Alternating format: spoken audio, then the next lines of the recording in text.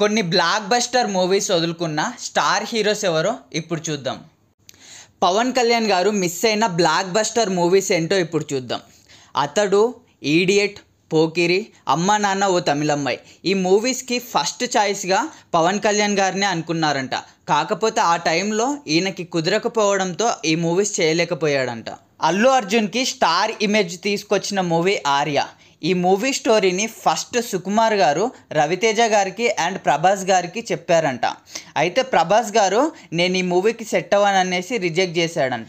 Mahesh Babu business man మూవీకి first చాయిస్గా సూర్య గారిని అనుకున్నారంట.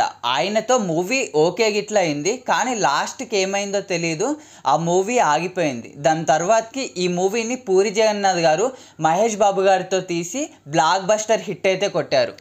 ఏం మాయ చేసావే మూవీకి ఫస్ట్ చాయిస్గా మహేష్ బాబు గారిని అనుకున్నారంట. స్టోరీ గిట్లా నరేట్ చేశారంట, కాకపోతే ఆయన రిజెక్ట్ చేశాడంట ఈ మూవీని. Ravi Teja all time blockbuster movie kick.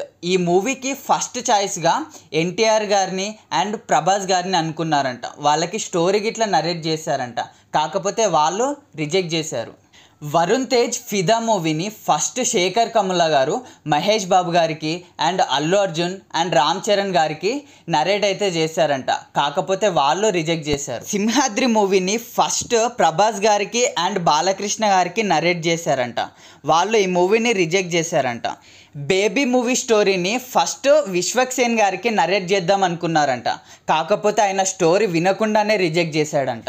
Vijay Devarakonda reject చేసిన కొన్ని blockbuster movies Uppena, Bheeshma, RX100 and iSmart శంకర్కి ఫస్ట్ హీరోగా విజయ్ దేవరకొండని అనుకున్నారు, కానీ ఈయన ఆ మూవీస్ని రిజెక్ట్ చేశాడు. ఇవి కొన్ని బ్లాక్ బస్టర్ మూవీస్ మన హీరోలు వదులుకున్నవి. And thank you for watching.